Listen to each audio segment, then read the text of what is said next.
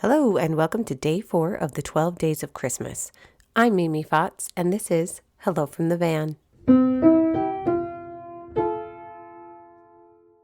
For you parents out there, today's episode is about 18 minutes long. Plan accordingly. Oh, and if you've ever seen Bill Murray in Groundhog Day, you're going to love this one. Today we'll be reading a story from W.D. Howells. Howells was a writer from the late 1800s. He was also an American literary critic. This means that he was a writer who wrote about other writers. It's kind of like Gordon Ramsay. He's a chef that critiques other chefs. Same thing, but with writing instead of food. He was actually such a good critic that he became friends with a lot of the writers that he critiqued. He was really good friends with Mark Twain and Leo Tolstoy. So Howells' type of writing, his style of writing, was called realism, meaning he wrote stories that he felt were true to life or could really happen. The opposite of realism is fantasy. Remember the fir tree story that we read a few days ago with the tree that had feelings and there were talking mice and talking rats? Yeah, Howells never wrote anything like that. He wrote about people and circumstances that he thought could actually happen. So, as you listen, try to imagine yourself as one of the characters in this story. The setting.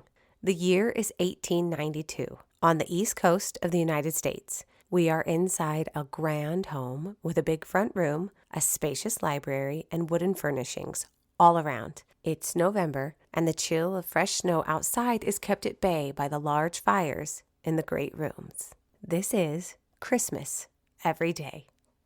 The little girl came into Papa's study, as she always did Saturday morning before breakfast, and asked for a story. He tried to beg off that morning, for he was very busy, but she would not let him, so he began. Well, once there was a little pig.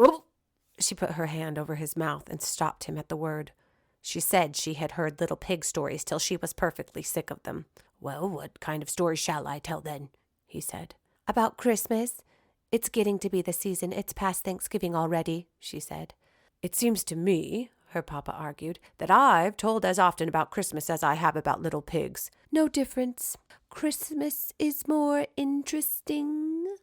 Well, her papa roused himself from his writing by a great effort. Well,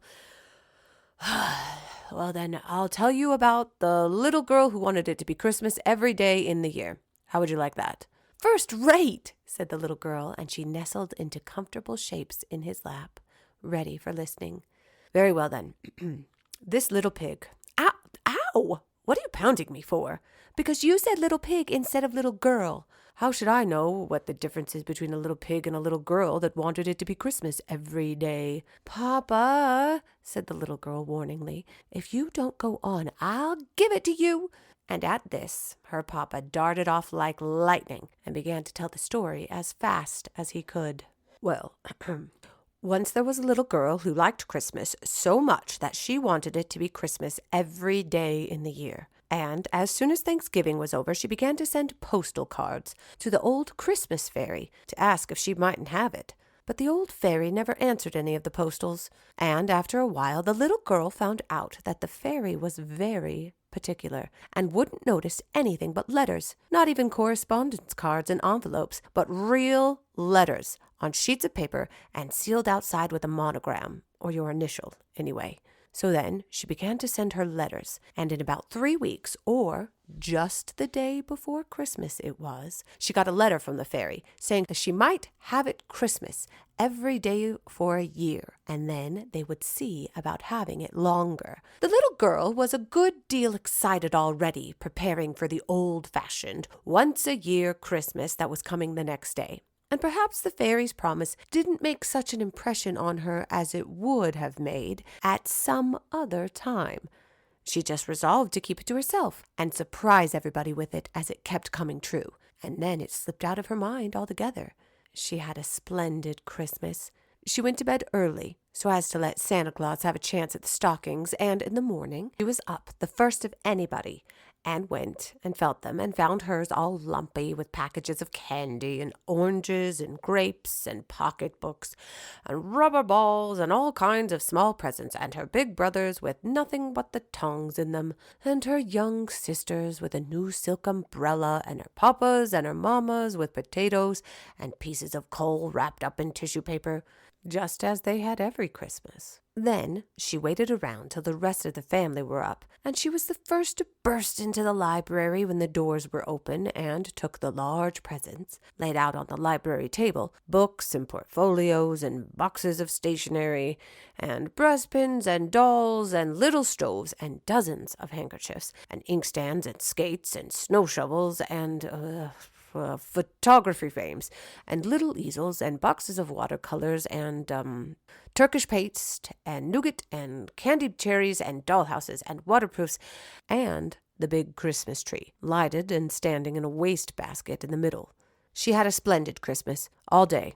She ate so much candy that she did not want any breakfast. And the whole forenoon the presents kept pouring in that the expressman had not had time to deliver the night before.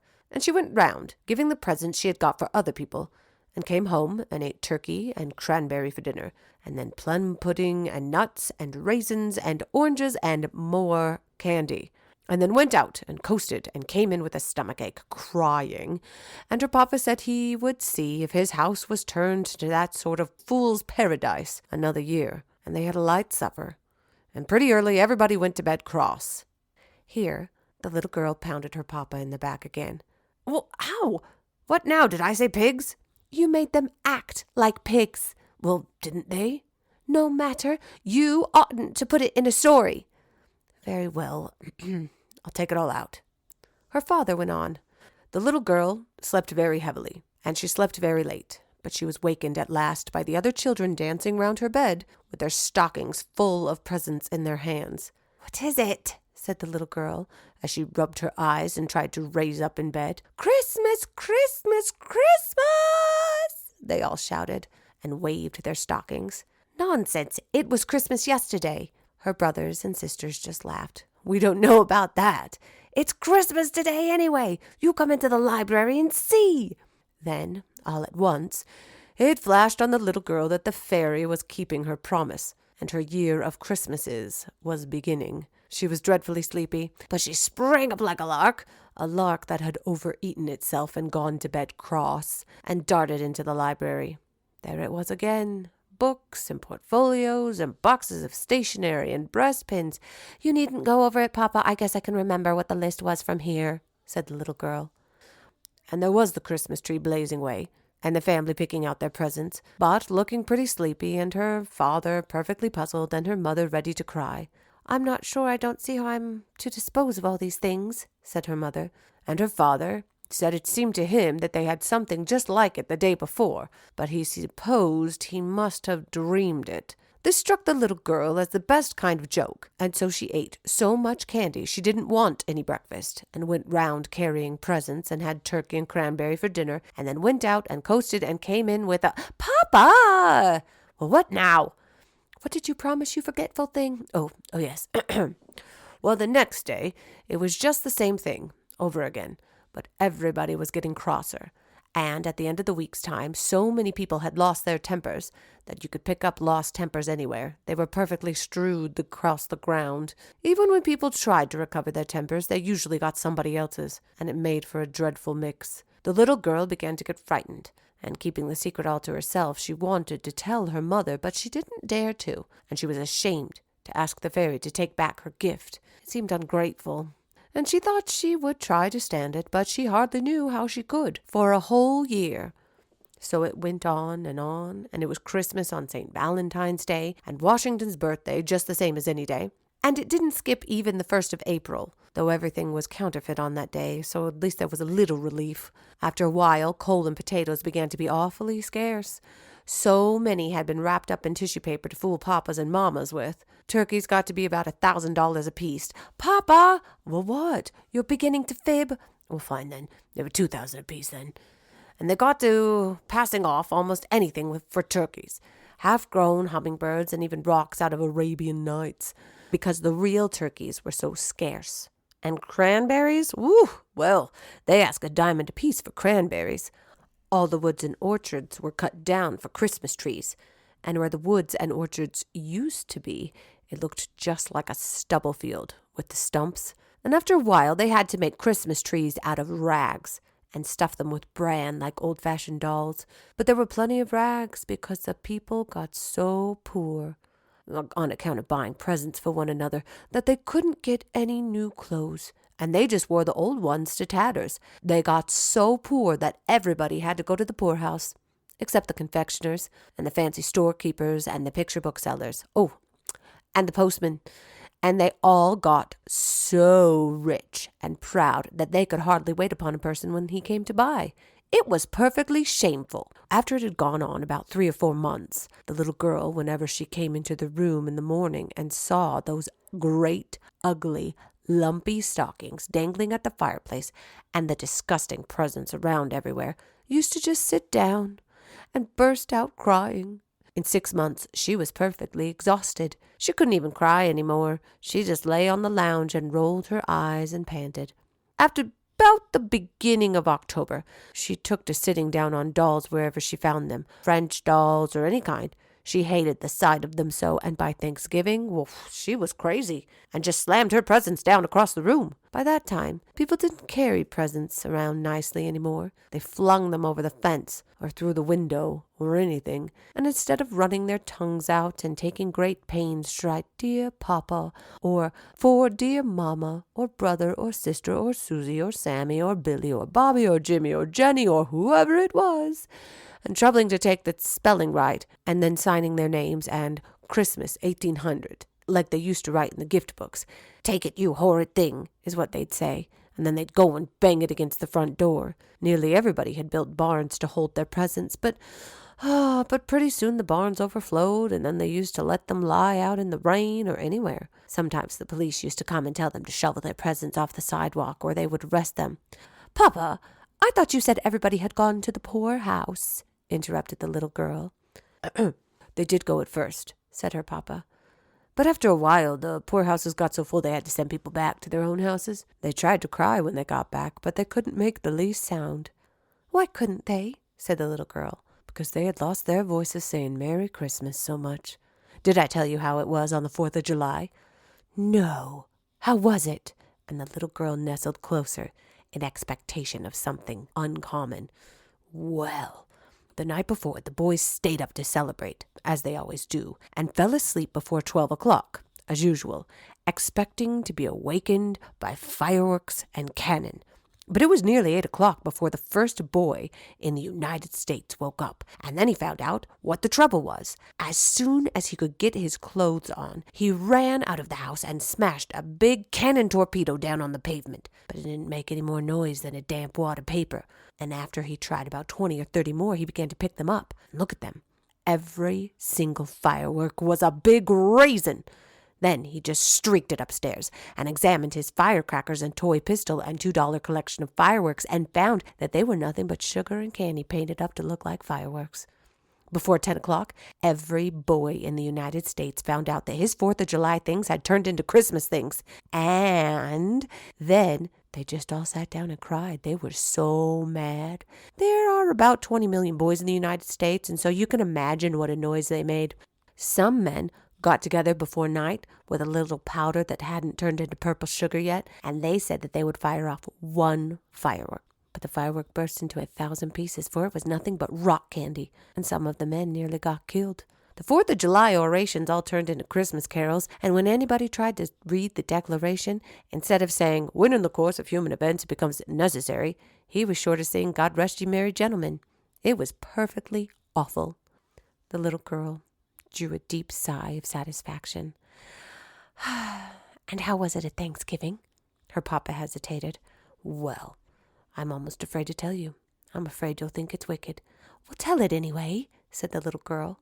"Well, before it came Thanksgiving, it had leaked out who had caused all these Christmases. The little girl had suffered so much she had talked about it in her sleep, and after that hardly anybody wanted to play with her. People just perfectly despised her, because if it had not been for her greediness, it wouldn't have happened. And now when it came to Thanksgiving and she wanted to go to church and have pumpkin pie and turkey and show gratitude, they said that all the turkeys had been eaten up for her old Christmas dinners. And if she would stop the Christmases, they would see about the gratitude. Wasn't it dreadful? And the very next day the little girl began to send letters to the Christmas fairy and then telegrams to please stop it. but it didn't do any good. And then she got to calling at the fairy's house, but the girl that came to the door said, "Not at home," or "engaged," or "out at dinner, sorry," or something like that. And it went on till it came to the old once-a-year Christmas Eve. The little girl fell asleep, and when she woke up in the morning, "Oh, I know. She found out it was nothing but a dream," suggested the little girl. No, indeed," said her papa. "It was all every bit true." "Well, what did she find out then?" "Why, that it wasn't Christmas at last, and wasn't ever going to be any more. Anyhow, it's time for breakfast. Get up." The little girl held her papa fast around the neck. "You shan't go if you're going to leave it so." "How do you want it left?" "Christmas once a year." "All right," said her papa, and he went on again. "Well, there was the greatest rejoicing all over the country, and it extended clear up into Canada. The people met together everywhere and kissed and cried for joy that Christmas was over. The city carts went around and gathered up all the candy and raisins and nuts and dumped them into the river, and it made the fish perfectly sick. And the whole United States, as far out as Alaska, was one ablaze with bonfires, where the children were burning up their gift books and presents of all kinds. They had the greatest time. The little girl went to thank the old fairy because she had stopped its being Christmas every day, and she said she hoped she would keep her promise and see that the Christmas never came again. Then the fairy frowned and asked her if she was sure she knew what she meant. And the little girl asked her, why not? And the old fairy said that now she was behaving just as greedily as ever, and she'd better look out. This made the little girl think it all over very carefully again, and she said she would be willing to have it Christmas about once in 1,000 years. And then she said 100, and then she said 10, and at last she got down to 1. Then the fairy said that was the good old way that had pleased people ever since Christmas began. And the girl agreed. Then the little girl said, "What are your shoes made of?" And the fairy said, "Leather." And the little girl said, "Bargain's done forever," and skipped off and hippity-hopped the whole way home. She was so glad. "Well, how will that do?" asked the papa. "First rate," said the little girl, but she hated to have the story stop and was rather sad. However, her mamma put her head in the door and asked her papa, "Are you never coming to breakfast? What have you been telling that child?" "Oh, just a moral tale." The little girl caught him around the neck. "We know. Don't you tell what, papa? Don't you tell what?" The end.